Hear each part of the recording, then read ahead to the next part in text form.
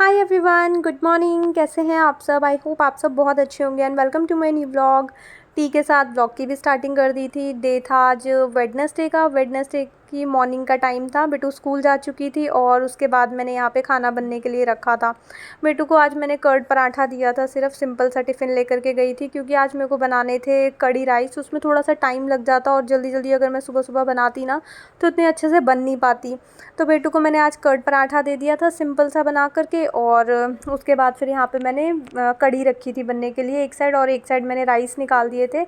आज boil rice और कड़ी बनाने वाली थी मैं, क्योंकि छाछ का ना लास्ट डे का पैकेट पड़ा हुआ था मेरे पास। अगर मैं आज यूज़ नहीं करती ना तो फिर वो एक्सपायर हो जाता, और आज मुझे लग नहीं रहा था कि जो लास्ट डेट की छाछ होती है ना वो बहुत ज़्यादा मुझे खट्टी सी लगती है, तो वो मेरे से पी नहीं जाती।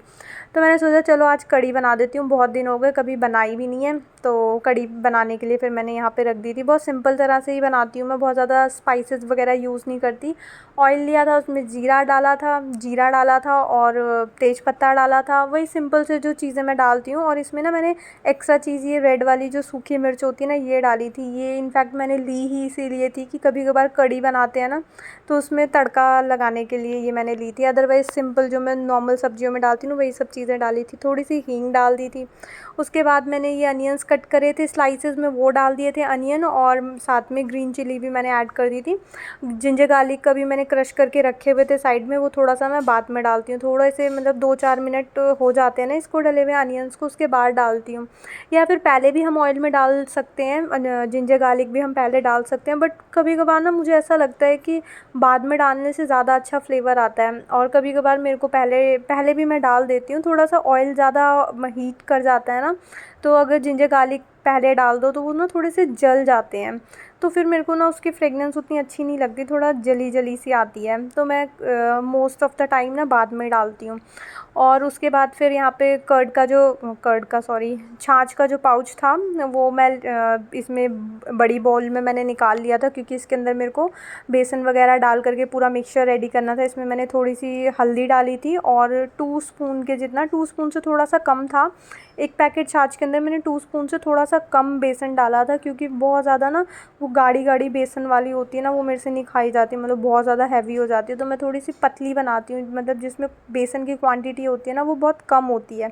और वैसे भी बेसन डालने के बाद जब उसको हम पकाते हैं ना, मतलब कड़ती है कड़ी, तो वो वैसे भी फूल के ना बहुत ज़्यादा हैवी गाढ़ी गाढ़ी सी हो जाती है। तो थोड़ा सा इसलिए बेसन मैं कम यूज़ करती हूँ। उसके बाद वो सारी चीज़ें उसमें जब फ्राई हो गई थी तो बहुत लो फ्लेम पे मैंने डाली थी छाछ का जो ये मैंने मिक्सचर रेडी करा था। ये वाली जो छाछ थी ना वो मदर डेयरी की प्रीमियम छाछ थी। ये ऑलरेडी थिक होती है, जो नॉर्मल वाली बटर मिल्क छाछ होती है ना उससे ये थिक होती है थोड़ी सी। उसके बाद बस मैंने ये मिक्सचर लो फ्लेम पे करके धीरे धीरे डाला था। अगर मैं एकदम से और ज़्यादा चिल्ड अगर आप मिक्सचर डालते हो ना इसमें, तो जो छाछ होती है या कर्ड होती है वो फट जाती है। तो इसलिए जब भी आप कढ़ी वगैरह बनाते हो ना, तो जो आपकी कर्ड होती है या छाछ होती है, जिस भी चीज़ से आप बना रहे हो, वो थोड़ी ना नॉर्मल टेम्परेचर की होनी चाहिए। और लो फ्लेम पे आपको उसका जो भी ये मिक्सचर डालना होता है ना, बहुत ही लो फ्लेम पे, या फिर फ्लेम को आप ऑफ़ करके भी डाल सकते हैं। तो कभी भी आपकी जो छाछ या दही वगैरह होती है ना वो फटती नहीं है। तो वो डाल दिया था मैंने और कढ़ी को कढ़ने के लिए छोड़ करके आ गई थी। उसके बाद कपड़े वॉश करे थे तो वो डालने के लिए आ गई थी। थोड़ा सा मैंने कहा 1 घंटे की धूप लग जाए, क्योंकि उसके बाद फिर मेरे को हटाने होते हैं, क्योंकि स्पेस का प्रॉब्लम रहता है। तो मैंने कहा फटाफट से थोड़ी धूप लगा लेती हूँ। आज ऑलमोस्ट सारे मनीष की शर्ट्स थी, वो क्या करते हैं एक साथ रखे रहते हैं। नॉर्मली जब हमारे कपड़े वॉश होते हैं ना तब वो देते नहीं हैं, और एकदम से बहुत सारे निकाल देते हैं फिर। और उसके बाद फिर यहाँ पे फ्रूट्स वगैरह ये रात को लेकर के आए थे। मैंने थोड़ा सा मतलब ये ड्राई फ्रूट वाली ट्रे वॉश करी थी वो रखी, और साइड में थोड़ा सा बास्केट हटाया तो वो पूरी जंप करके बनाना का जो पूरा बंच था वो नीचे गिर गया था। तो मेरे को बहुत हंसी आ गई देख करके। तो फिर वही मैंने इसको सारा वॉश करके रखा था, ड्राई फ्रूट की जो ट्रे थी। तो रात को ही मैंने इसको वॉश करके रख दिया था, क्योंकि इसका जो ये गोल्डन कोटिंग है ना, फिर मैंने कहा हट ना जाए। तो थोड़ा सा ऐसी चीज़ों को ना थोड़ा सा संभल के वॉश करना होता है, नहीं तो फिर मतलब एक्सपेंसिव भी होती हैं और वो ख़राब हो जाते हैं, फिर उनके फेडेड कलर ना अच्छे नहीं लगते। तो मैंने वॉश करके अच्छे से सुखा लिया था, और इसको अच्छे से टिश्यू से क्लीन करके मैं वापस पैक करके रखने वाली थी। इसके अंदर ना ड्राई फ्रूट रह गया था थोड़ा सा, और रेनी सीज़न था तो उसकी वजह से जब मैं ना रख के भूल गई थी बिल्कुल। जब मैंने खोला तो वो सारा ख़राब हो रखा था, और अंदर से ये इसके जो कंटेनर थे वो भी ख़राब से ही हो गए थे। ऑब्वियसली उसमें थोड़े छोटे छोटे स्पाइडर से बनने लगते हैं, तो इसलिए मैंने अच्छे से वॉश कर दिया था। मैंने कहा अभी तो ये यूज़ में आ नहीं रहा है, तो मैं इसको पैक करके इसी के बॉक्स में वापस रख देती हूँ। और उसके बाद मनीष आ गए थे, वो अपना हेयर कट वगैरह करवाने के लिए गए थे, तो वो आ गए थे, तो इसलिए डोर खोला था। वो अब नहाने धोने के लिए जाएंगे, फिर उनका टिफ़िन वगैरह मेरे को पैक करना था, और फिर उसके बाद अपना और जो क्लीनिंग वगैरह का काम होता है वो निपटाना था। कुकिंग मेरी हो चुकी थी, कर्ड राइस मैं बना चुकी थी, बस पैक करना था। उसके साथ फिर यहाँ पे मैं आ गई थी अपने लिए फ्रूट्स वगैरह कट करने के लिए। पपाया लेकर आई थी। आजकल यार फ्रूट्स का कुछ समझ ही नहीं आ रहा, कुछ अच्छे से मिलते नहीं है। मैंगो ज़्यादा खाती हूँ तो मेरे को सूट नहीं करते, बहुत ज़्यादा गर्मी हो जाती है। मतलब मोस्टली सभी को ज़्यादा मैंगो सूट करते नहीं हैं, बहुत हीट कर जाते हैं। स्पेशली ये जो लास्ट सीज़न के वो ग्रीन वाले मैंगो आते हैं ना, ये बहुत ज़्यादा हीट करते हैं स्टमक में। तो ये पपाया लेकर के आई थी। पपाया बिल्कुल रॉ सा निकलता है, जब भी लेकर के आती हूँ बिल्कुल कच्चा कच्चा सा निकलता है। मेरे को बिल्कुल खाया नहीं जाता बिल्कुल कच्चा फ्रूट।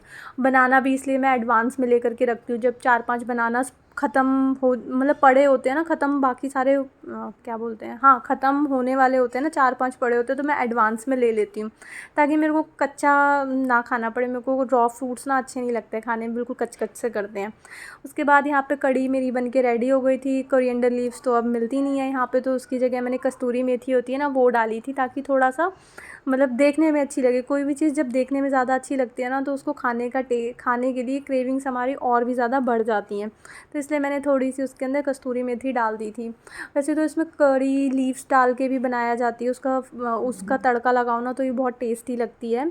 और कल कोइंसिडेंट था, मैंने भी कड़ी राइस बनाए थे और मेरी मदर इन लॉ ने भी वहाँ पे कड़ी राइस बनाए हुए थे। मम्मी से रात को बात हुई थी, तो उन्होंने बोला कि आज क्या बनाया है। शाम को बात हुई थी, तो मैंने बोला आज मैंने कड़ी राइस बनाए थे। मम्मी कहती है मैंने भी आज कड़ी राइस बनाए थे। तो वो बोले मैंने तो कड़ी पत्ता वगैरह डाल के बनाए थे। मैंने कहा हमारे पास तो है नहीं। पहले मेरे पास था प्लांट कड़ी पत्ते का, बट जैसे कि पीछे धूप वगैरह आती नहीं है तो सारा फिर वो ख़राब हो गया।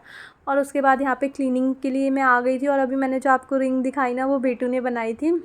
वो कहीं से किसी ड्रेस से या पता नहीं कहाँ से वो पूरा स्टोन का वो जो था ना, वो कहीं से निकाल करके लाई थी। और उसके पीछे उसने पेपर की एक रिंग बनाई, मतलब ऐसे कुछ पेपर को कट करा बहुत स्लीक सा, और उसको उसके साथ पेस्ट कर दिया। पता नहीं ये मेटल उसने कैसे पेस्ट करा इस पे पेपर के ऊपर। तो ये DIY उसकी रिंग थी।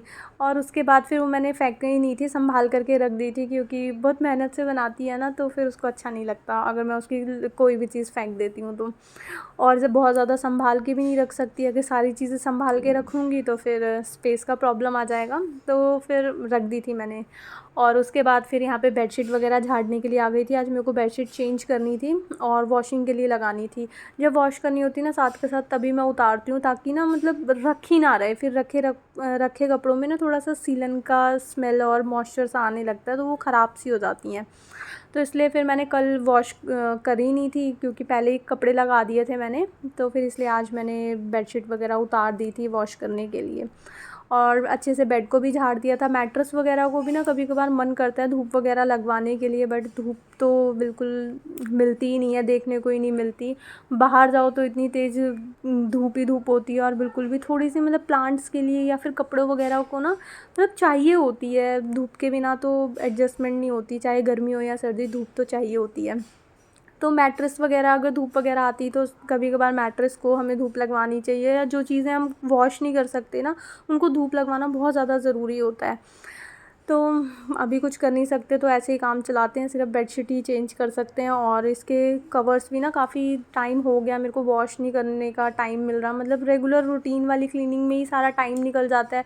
और जो बीच का टाइम होता है ना, 12:30 बजे मेरे को बेटू को लेने के लिए जाना होता है, तो उसके बाद फिर नहाने के बाद फिर ना ये क्लीनिंग के काम करना मेरे से होता नहीं है। मतलब फिर मैं थोड़ा सा प्रेफर करती हूँ कि जब मैं खुद क्लीन हो गई हूँ तो फिर मैं खुद मतलब गंदा कोई भी काम ना करूँ। मतलब क्लीनिंग, हम सारी चीज़ों को क्लीन कर रहे हैं, उसके बाद तो हम खुद भी तो क्लीन होना चाहिए ना हमें।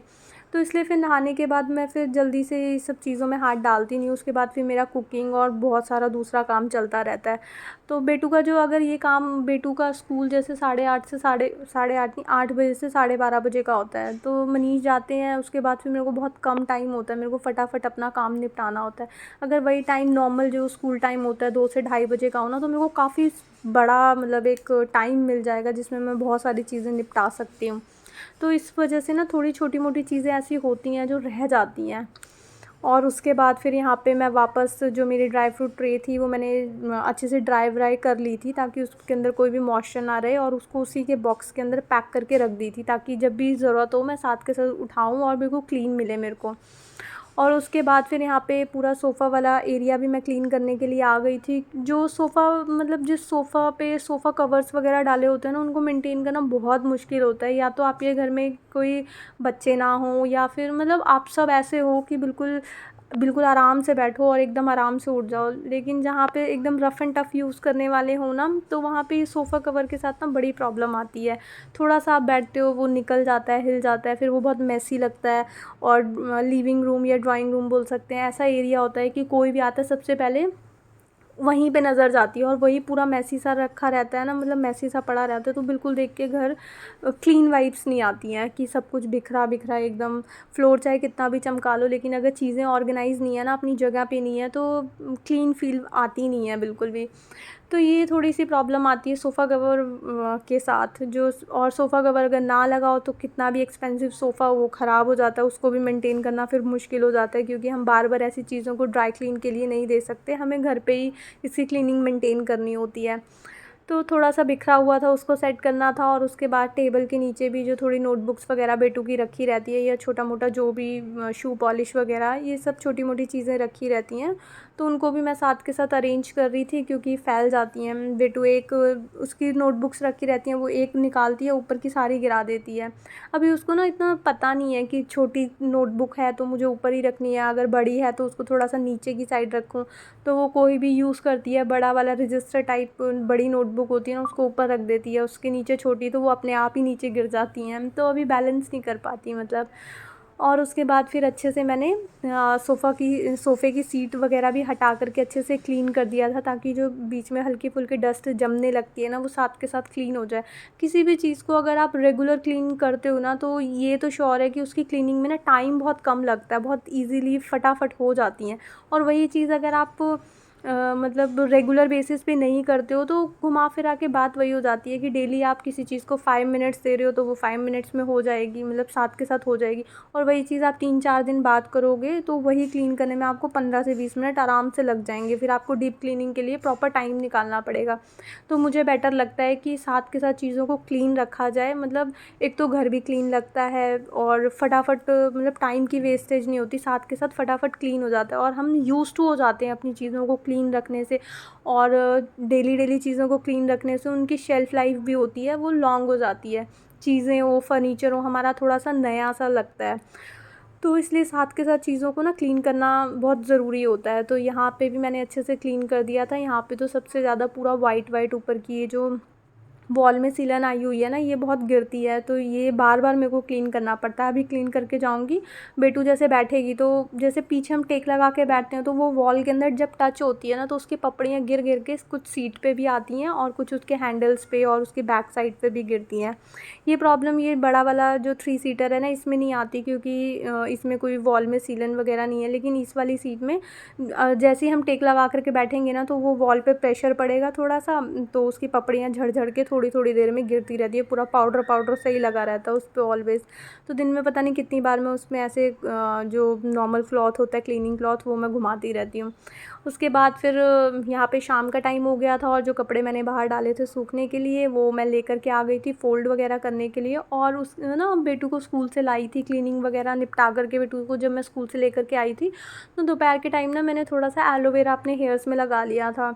और उसके बाद फिर मैं फ्रेंड से बात करने लग गई। तो फ्रेंड से बात करते-करते 1 डेढ़ घंटा कब निकल गया पता ही नहीं चला, और शाम हो गई थी फिर। तो शाम को फिर मैंने दोबारा से हेयर वॉश करा, क्योंकि जब बेटू को लेने जाती हूँ तब तो मेरे को नहाना ही होता है, तब मैं फिर ये सब एलोवेरा लगा के नहीं बैठ सकती, और अगर लगा भी लूँ तो उसको रखने के लिए टाइम चाहिए होता है। तो फिर उस टाइम ये हो नहीं पाता, तो इस टाइम फिर मैंने ये एलोवेरा वगैरह लगा करके इस टाइम थोड़ा सा लेट टाइम पे हेयर वॉश करा था। और बेटू स्कूल से आई थी ना, तो मैंने उसका जो स्कूल बैग था वो भी थोड़ा गंदा सा हो रहा था, तो वो भी मैंने आज वॉश कर दिया था और वो भी सूख चुका था, क्योंकि 12:30 बजे आई थी। उसी के साथ साथ ही जब मैं हेयर वॉश करने के जब एलोवेरा में लगा रही थी, तो मैंने ये छोटा मोटे जो एक्स्ट्रा काम थे ना, वो भी मैंने साथ के साथ कर लिए थे। बैग वॉश करके लगा दिया था, क्योंकि मेरे को ये था कि कल स्कूल जाना है, तो अगर जल्दी से टाइम से वॉश नहीं करूँगी तो फिर ड्राई नहीं हो पाएगा, तो फिर स्कूल की छुट्टी हो जाएगी, जो मेरे को बिल्कुल नहीं चाहिए। तो फिर मैंने वॉश करके इसकी बुक्स वगैरह दोबारा से उसमें सेट वेट करके रख दी थी, मतलब बैग इसका एज़ इट इज़ सेट कर दिया था स्कूल जाने के लिए। और जो बचे हुए कपड़े थे वो भी मैं फ़ोल्ड कर रही थी यहाँ पे। और उसके बाद अभी मेरे को बेटू को थोड़ी सी स्टडीज़ करानी थी, थोड़ी नहीं काफ़ी सारी, पूरा वर्क ही कराना था। और उसके बाद अभी इवनिंग की जो कुकिंग होती है वो सब करनी थी, किचन समेटनी थी और मॉर्निंग के लिए भी प्रिपरेशन करके रखनी थी। और बस आज का व्लॉग मैं यहीं पे एंड करती हूँ। आई होप आपको ये व्लॉग पसंद आया होगा। अगर आपको ये व्लॉग अच्छा लगे तो इसको लाइक शेयर एंड सब्सक्राइब ज़रूर करना। मिलेंगे एक न्यू वीडियो में। Till then take care friends, bye bye.